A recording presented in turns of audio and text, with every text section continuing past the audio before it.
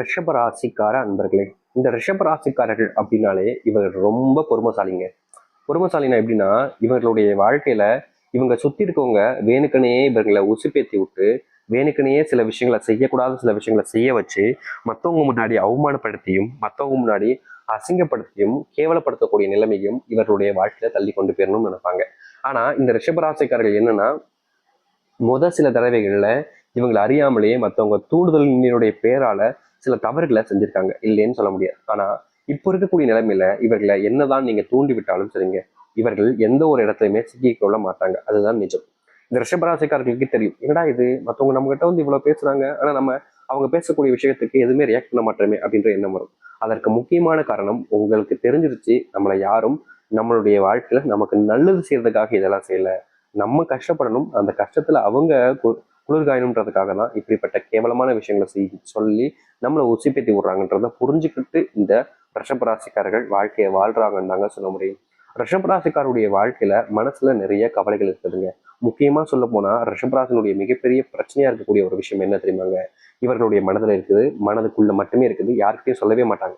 சொல்லணுன்ற எண்ணம் வந்தாலும் சொல்லக்கூடாது அப்படின்ற மாதிரியும் மறைச்சு வச்சிருக்கக்கூடிய ஒரு விஷயமாகவும், தினமும் இரவு தூங்குவதற்கு முன்பும் காலை எழுந்த உடனேயும் ஞாபகம் வரக்கூடிய ஒரு விஷயமா இருக்கக்கூடியது என்ன தெரியுமாங்க இந்த ரிஷபராசினுடைய வாழ்க்கையில, சாமி நிறைய விஷயங்கள் நீங்க சொல்றீங்க, ஏன்னா எங்களுக்கு அது தேவையில்லை. கடவுள்கிட்ட வேண்டக்கூடிய ஒரு விஷயம் என்ன தெரியுமாங்க ரிஷபராசிக்காரர்கள், எனக்கு எப்பதான் சாமி சாபம் வரும், வாழ பிடிக்கல சாமி, உயிரோடு இருக்கவே வெறுப்பா இருக்கு, மனசுக்கும் நிம்மதி இல்லை, வாழ்ற வாழ்க்கையும் திருப்தியா இல்லை, யார்கிட்ட எந்த ஒரு விஷயத்தையும் ஷேர் பண்ணணுன்ற எண்ணமும் இல்லை, என் மேல அன்பு காமிக்க பாசம் காமிக்கின்ற ஒரு உறவுகள் கூட இல்லையே சாமி, இதுக்கு மேலேயும் ஏன் என் உயிரை இப்படி எடுத்து பிடிச்சு வச்சுக்கிட்டு இருக்கேன், கூட கூட்டுக்கலாம்ல, நான் அங்க வந்தாவது சந்தோஷமா இருப்பேனே, நிம்மதியா இருப்பேன்னு இந்த ரிஷபராசிக்காரர்கள் அவ்வளோ வேண்டுவாங்க கடவுள்கிட்ட.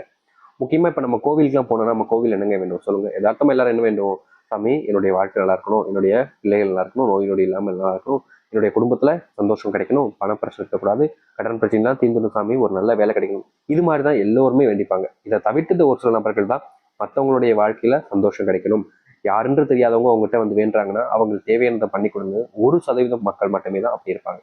மற்றபடி தான் நல்லா இருக்கணும், தான் குடும்பம் நல்லா இருக்கணுன்ற எண்ணம் தான் எல்லாருக்குமே இருக்கும். அப்படி கிடையாதுங்க ரிஷபராசிக்காரர்களுக்கு.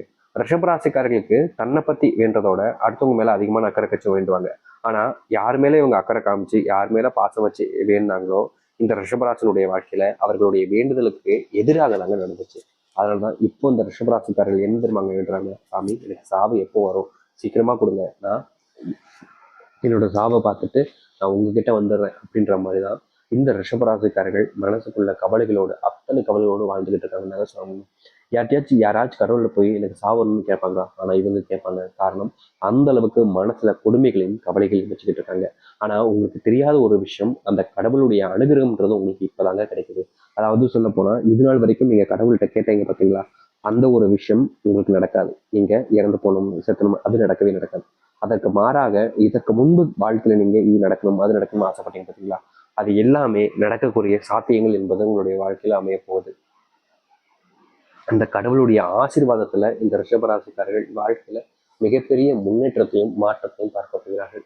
இவருடைய முன்னேற்றத்தை பார்க்கும் பொழுது பல நபர்களுக்கு வயிறு எரியும், இவன் இப்படியா, இவன் இப்படி போயிட்டானா, இவன் எந்த அளவுக்கு வந்துட்டானா அப்படின்ற அளவுக்கு உங்களுடைய வாழ்க்கைன்றது மாறப்போகுது. இது நிஜங்க, நடக்க போகுது, நடந்தே தீரப்போகுது. அது என்னவென்று பார்ப்போம். இந்த ரிஷபராசினுடைய வாழ்க்கையில் நடக்க போகிற விஷயங்கள் இன்னும் தெரிஞ்சுக்க முன்னாடி நம்முடைய சேனலுக்கு நீங்கள் ஒரு புதிய பார்வைகள் இருக்கணும். இது வரைக்கும் நம்ம சேனல் நீங்க சப்ஸ்கிரைப் பண்ணாமல் பார்க்குறேன்ற போதும் சேனலை மறக்காம சப்ஸ்கிரைப் பண்ணிக்கோங்க.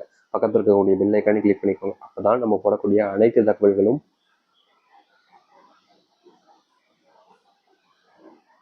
உங்களுக்கு நோட்டிபிகேஷன் வந்து கொண்டே இருக்கும். முடிஞ்ச அளவுக்கு வீடியோவை ஸ்கிப் பண்ணாம பாருங்க. ரிஷபராசிக்கார அன்பர்களே, அன்பு நீங்க பயங்கரமா எல்லார் மேலேயும் காமிப்பீங்க, ஆனா அதை யாருக்கிட்ட இருந்தும் எதிர்பார்க்க மாட்டீங்க. ஆனா உங்களுடைய வாழ்க்கையில சுத்தி இருக்கக்கூடிய நபர்களுக்கு அன்பு கிடைக்கும் போது நம்ம மேலேயும் அன்பு காமிக்க இப்படி ஒருத்தர் கிடைக்க மாட்டாங்கன்னு ஆசைப்படுவீங்க. அப்படிப்பட்ட அதையெல்லாம் தாண்டி அதை கனவுல கூட நினைச்சு பார்க்க முடியாத அளவுக்கு உங்க மேல அன்பு காமிக்க ஒரு உறவுன்றது வரும். அது காதல், காதலி, கணவன், மனைவி, இல்லை உங்களுடைய அம்மா அப்பா, உங்களுடைய கூட பிறந்த சகோதரர்கள், அவர்களுக்கு இது நாள் வரைக்கும் இருந்த புரிதல் இல்லாம இருந்திருக்கும். இந்த புரிதல், அந்த புரிதல்கள் கிடைச்சி உங்க மேல பயங்கரமான அன்பையும் காதலையும் கொண்டு வருவாங்க. நீங்க என்ன விஷயத்த சொன்னாலும் சரிங்க, அவங்க கிட்ட போயிட்டு பேசிக்கிட்டு இருக்கும்போது எதை சொன்னாலும் சரி அவங்க புரிஞ்சுக்கிட்டு, நீ சொல்றியா கரெக்ட், நீ சொல்றீல்ல அது தப்பே இருக்காது அப்படின்ற அளவுக்கு உங்களோட மேல அவங்களுக்கு நம்பிக்கைன்றதும் வர ஆரம்பிக்கும். இதற்கு முன்புலாம் இந்த ரிஷபராசிக்காரர்கள் மேல துளி அளவு கூட நம்பிக்கைன்றது இருக்காதுங்க. இவங்க எந்த ஒரு விஷயத்த செய்ய போனாலும் சரி, உன்னால முடியாது, செய்யாத, நீ எதுக்கு இதெல்லாம் வேலை தேவையில்லாத செய்யற, இந்த மாதிரி பிசினஸ் எதுக்கெல்லாம் பண்ணணும் அப்படின்ற மாதிரி எந்த செய்ய போனாலும் சரி, ஒரு பிசினஸா இருக்கலாம், இல்லைன்னா ஒரு புதுவிதமா இதை செஞ்சு பார்க்கலாம்ன்றதுக்காகவும் இருக்கலாம். எதை செய்ய போனாலும் சரி, உன்னால முடியாது, செய்யாத, செய்யாதன்னு எதை செய்ய போனாலும் செய்யாதன்றத மட்டும்தான் சொல்லியிருப்பாங்க. ஆனா இனி வரக்கூடிய காலங்கள்ல ரிஷபராசினுடைய திறமையை புரிஞ்சுக்கிட்டு, ரிஷபராசிக்காரருடைய அந்த அனுபவத்தை புரிஞ்சுக்கிட்டு உன்னால முடியும்டா அப்படின்னு உங்களுக்கு ஊக்கம் கொடுக்கக்கூடிய விதமாக உங்களுடைய குடும்பத்தார்களே வந்து நிற்பாங்க. நீங்க தனிமையா ஒரு விஷயத்த பண்றதோட குடும்பத்தோடு சேர்ந்து ஒரு விஷயத்த பண்ணீங்கன்னா வெற்றின்றது கட்டாயம் நிச்சயமா தான் இருக்கும். அது எல்லாருக்கும் தெரிஞ்ச விஷயம் தான். அப்படிப்பட்ட ஒரு விஷயத்த நீங்க உங்களுடைய வாழ்க்கையில செய்ய போறீங்க. குடும்பத்தினருடைய துணையோடு வாழ்க்கையில ரிஷபராசிக்காரர்கள் வெற்றி பெறுவார்கள். தனிமையில மட்டுமே இருந்த ரிஷபராசிக்காரர்களுக்கு தனிமைன்றது நீங்கும். குடும்பத்தினுடைய அன்பு பாசம் எல்லாம் கிடைக்கும். இதுநாள் வரைக்குமே இவர்களுடைய வாழ்க்கையில வேலைக்கு போவாங்க. ஆனா இவங்களுக்கு தேவையான சம்பளம்ன்றது கிடைக்காது. அதை இன்னைக்கு தரேன், நாளைக்கு தரேன், நாளைக்கு தரேன்னு கொஞ்சம் கொஞ்சமா பேசிக்கிட்டே இருப்பாங்க. ஆனா கிடைக்கும். ஆனா அண்ணன் தேவைப்படுற அன்னைக்கு சம்பள தேதி அன்னைக்கு சம்பளம் கிடைக்காம பல வாரங்கள் கழிச்சு கிடைக்கக்கூடிய நிலைமையில இருக்கும். இனி வரக்கூடிய காலங்களில் ரிஷபராசனுடைய வாழ்க்கையில சம்பளம் போடுற அன்னைக்கு சம்பளம் கிடைக்கும்னு சொன்ன அன்னைக்கு உடனடியாகவே இவர்களுக்கு தேவையான பணம் சம்பளம்ன்றது கிடைச்சிருங்க. அது மட்டும் இல்லைங்க, ரிஷபராசனுடைய வாழ்க்கையில இவர்கள் மற்றவர்கள் முன்பு என்னைக்குமே கை கட்டி நிற்கக்கூடாது அப்படின்னு நினைப்பாங்க. அதாவது சுயமரியாதையை இழந்து நிற்கக்கூடாது அப்படின்னு நினைப்பாங்க. அப்படிப்பட்ட எண்ணம் நிறைவேறக்கூடிய விதமாக இவர்களுடைய வாழ்க்கையில முன்னேறுவாங்க. மற்றவர்கள் முன்பு கை கட்டி நிற்க மாட்டாங்க. மற்றவங்களுடைய அணுகுமுறையை வச்சு இவர்களுடைய வாழ்க்கையில அன்பும் பலமும் நிறையவே வந்து சேருங்க.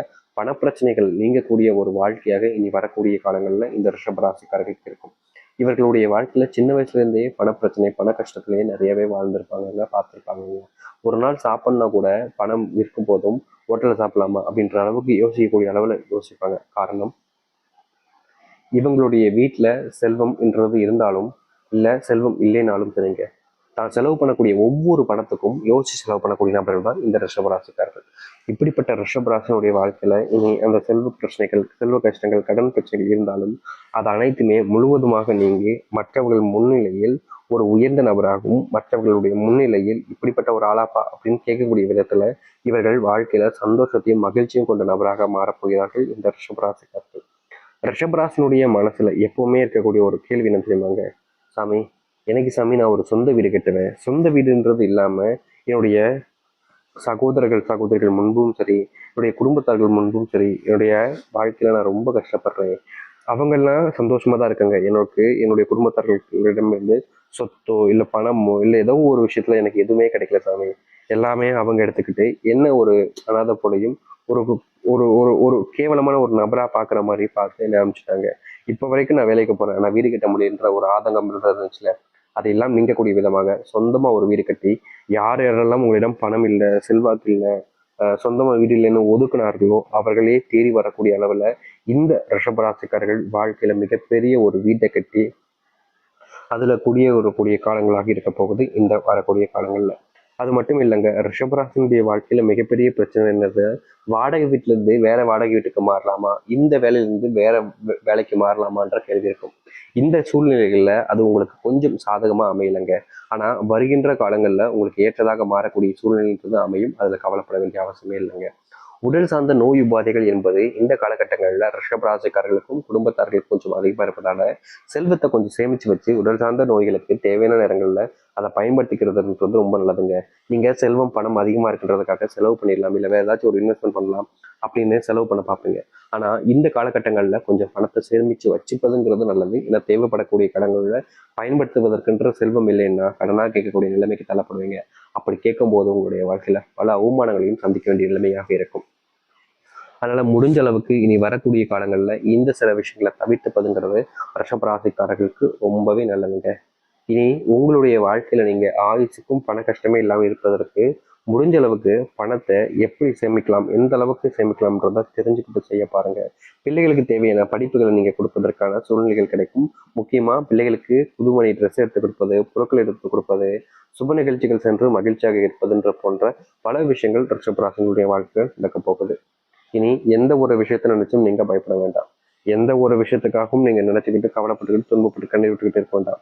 எதிர்பார்த்ததை விட மிகப்பெரிய மாற்றங்களையும் நன்மைகளையும் நீங்க சந்திப்பீங்க. உங்க வாழ்க்கையில இனி கஷ்டமில்லாத ஒரு வாழ்க்கையாகவும் அமையும். தைரியமாகவும் முழுமையான மனசும் நம்பிக்கையோடும் இருந்து பாருங்கள்.